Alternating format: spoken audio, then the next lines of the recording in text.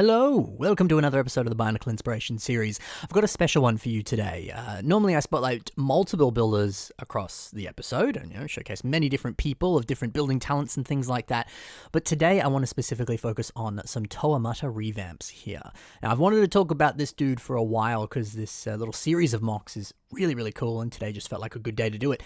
So Gully Mox, otherwise known as GK733, has reimagined the TOA with this series of mocks that he's titled Re-Invention.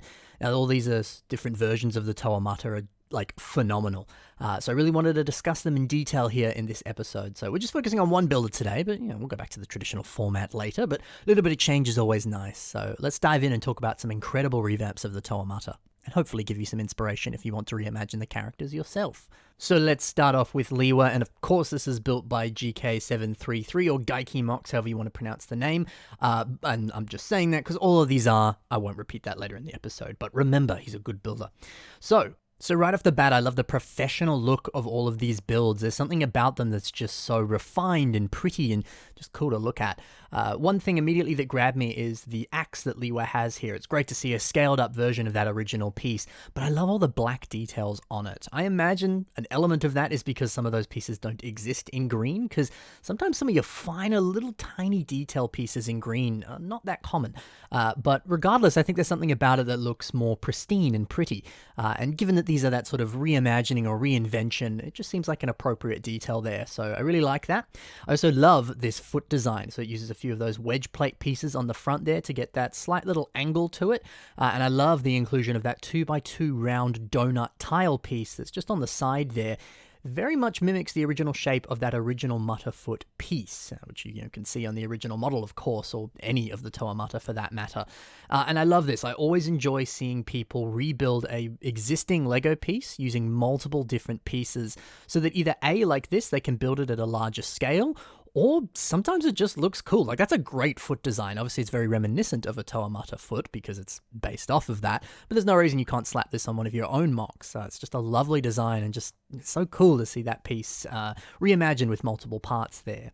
And I don't know, just looking at this, there's something about this whole character that just feels so clean and professional. And, I did that video not too long ago about those rumors for Bionicle G3 in 2025. We'll see what happens. Who knows if that's true or not. But honestly, if Bionicle G3 comes back, I hope it looks something like this. Very system heavy, but still so clean and pretty, and almost kind of reminds me of like a Gundam where, like we just said with that foot piece there, it's this fleshed out version of an old thing, and adult builders could approach these sorts of builds looking at it like it's a bit of a challenge, and it's a really in-depth model with high concentrations of detail. I know there's just something about this that's just so fun and so unique and so cool. So it's a brilliant way of reimagining Leewa here. Now let's move over to the reinvention version of Pohatu. So you probably would have seen it from the pictures before, but I didn't mention it last time. All of these versions of these TOA have gear functions. And honestly, that's surprisingly rare to see in mocks. A lot of people like to just build your statues that don't have too many play features. Nothing wrong with that. However you want to build it, that's great. But seeing that all of these kind of perfectly capture the original gear functions is so exciting and so cool. And I love how it looks here. I also love that, just sort of like looking at the crotch and also looking at like the back and stuff where, the gears are so that the functions work. It's just a nice aesthetic, even if you are building a TOA revamp or just building a character that's sort of inspired by elements of them. Just put gears on just for aesthetics, because there's something that's so Bionicle about that. It's just within the aesthetic of Bionicle, within the vibe, and it just looks lovely. Knowing that these gears actually works makes it even better, but man, it's just so pretty. So if you can, put some gears in your mocks. Now, I love the way this torso has been built, and obviously it's just a sort of flipped version of the torso that we saw on Leewa with a few modifications and stuff, of course. But again, I love the fact that there's so much detail in this, like even using some of these brown panel pieces here on the kind of chest area, middle of the chest, I guess. That looks fantastic. I think just in general with this whole torso, there's a lovely blending of nice smooth textures, and there's certainly a new introduction, especially in a lot of the kind of black details and stuff all throughout this mock and throughout all the different TOA here. There's a nice kind of clean look to them, but it's perfectly blended in with that little subtle amount of detail that's reminiscent of the very classic G1 detailed style for Bionicle characters. So it's great to see little things like that grill tile piece or the inkwell pieces and stuff like that, just to add that little pop of detail in there. It's subtle, which I think is very important here because it might be a little too overwhelming or busy. So a nice balancing of textures, especially on that torso. This is just gorgeous. Now let's move over to Gully. So something that's been on the characters so far, and I'm just going to point it out here now on Gully, is these dark grey pistons. So again, the original Mata torso had that interesting kind of piston look, and I've always loved that aesthetic. There's something about that just really captures the essence of Bionicle for me, and I just think is a really cool looking torso design. So seeing that really highlighted here with an additional pop of color is cool, but also just little side pistons like that on a torso design really does look super, super cool. Great to see a bunch of mixer joint pieces there, just perfectly working that into the rest of the torso. I also love these larger hooks. Obviously, that's Gully's signature weapon, and it's great that it's taking advantage of pieces that exist in blue, those specific arch pieces, because similar to, like I said with Leewa at the start of the episode, sometimes getting some of these primary colors for pieces that you would assume just come in every regular color, it's not always as common as you would hope it would be. So it's nice to see that, larger arches like that do exist in blue, and they can effectively recreate that hook weapon there on a larger scale to fit this larger version of the character. Really do like that. So we're halfway now with all of these Toa Mata builds, and I want to specifically just quickly highlight all of these have instructions, so if you want to download them yourself, you pay for them, they're unrebrickable, but if you want them, you can check the links in the description, they are there for you. I'm kind of tempted to build these myself, I think they're gorgeous, but if you're looking to learn a few techniques, you can always download these instructions and see how these are built, or if you want to have them on your shelf, gather the pieces yourself and just get those instructions, it's worthwhile doing, so definitely support the builder and do that, because I think it'll be a really fun experience to do, so definitely check that out in the links in the description. Let's move over now to Onawa, and he looks fantastic, but I think one detail that I really like, again, it's been across all of them, but I'm just going to focus on it with Onawa here, is the introduction of a little bit of light grey. We can see that with this gear on the crotch, we can see that on the pistons on the arms, there's even a few pistons on the legs, and then the knees also have those, what appear to be those donut tile pieces I was talking about earlier in the episode. So yeah, just that introduction of a brand new color here I think really works. Again, it seems to continue that sort of detail focus that G1 certainly had with the just textures of all the different pieces. And I think this additional pop of color just really works on all of these characters. So love that has been included here. It's a very, very welcome addition. And again, it's, the fact that these mocks are a little bit more system heavy, the introduction of that works incredibly well. Since these are all system pieces, they're smaller, you can really get into those nitty-gritty details. It'd be difficult to do that with your larger, clunky Bionicle pieces. Could still be possible, it just might not look as cool. We can also see larger Onawa claws, once again built out of a variety of different pieces instead of just using the one specific Onawa claw piece from the original set. And I love the choice to do that because if you just put those on this revamp, they'd look way too tiny because this is a much bigger version than the original set. So a welcome choice to do that. And also just those pops of light grey there, or light bluish grey, using those antenna pieces and some of those Exoforce robot claw pieces this time. Gorgeous, just looks phenomenal. So a brilliant take on Onawa. They nailed the hunch as well. Sometimes it's difficult to get that hunch on Onawa to look exactly like the set, and I think they perfectly captured that there. So a brilliant take on Onawa. Let's move over now to the next one. And who's that? Well, it's Kopaka.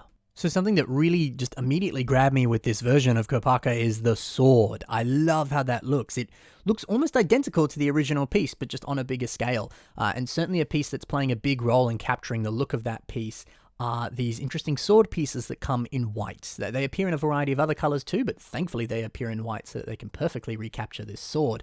Now, these specific pieces come from this Ninjago Catamaran Sea Battle set, which is a semi-recent set actually, but just phenomenal how well that captures the original look of that piece on a larger scale. Just gorgeous sword design. And yeah, you could make that in black and a variety of other colors too, because that piece doesn't just appear in white.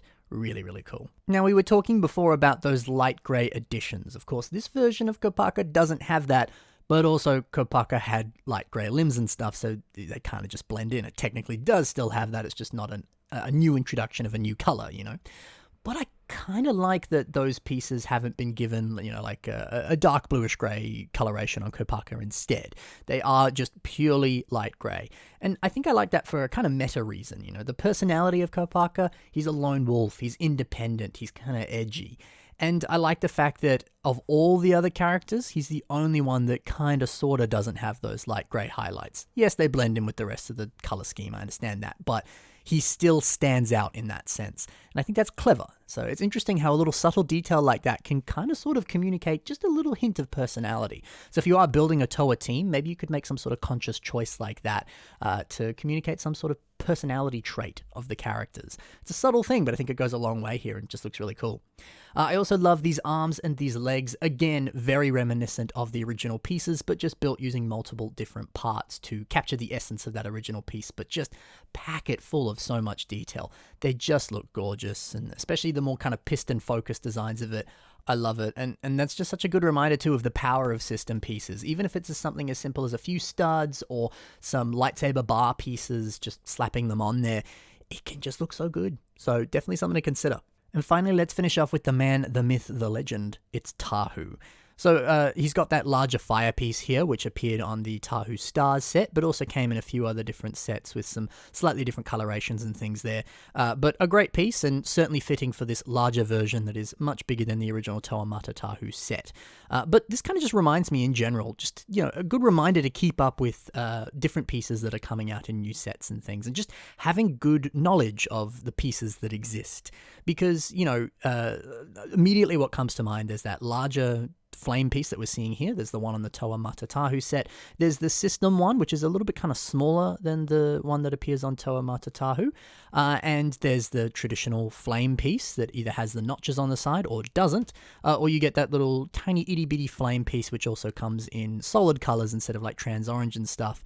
And that can be used as like plumes and things for knights' helmets and stuff. And I'm sure there's other varieties of fire pieces. More have already come to mind, and I don't know how to describe them, so I'm not going to. But there's a variety of different fire pieces, and if you have that parts knowledge and you know those exist, it's going to be easier for you to either A, order them, or B, have them in your collection and remember where they are and go, oh, actually I could use that in this mock.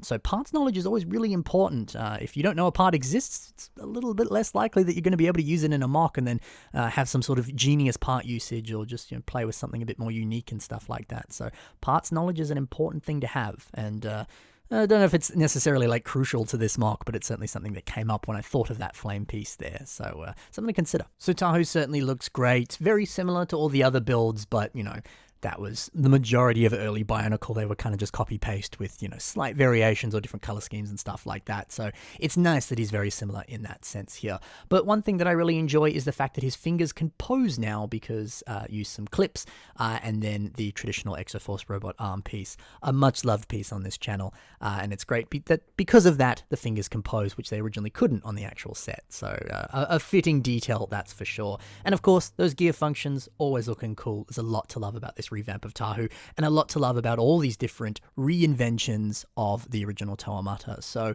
Mr. Geiki Mox, you nailed it with all of these. These are so good, and a gentle reminder once again, there are instructions for these, so if you want to consider getting those, I recommend it. These are really cool builds, and I'm sure you'd enjoy building them. So, like I said, check the links in the description for the link to those instructions, but also links to all the mocks that you saw in this episode, as well as Mr. Geiki's Instagram there, so you can check out the other phenomenal builds that they've done. I've featured other stuff he's done on the channel, but there's much more I haven't covered, so be sure to check it out. Thank you for watching, guys. Happy building, and bye for now.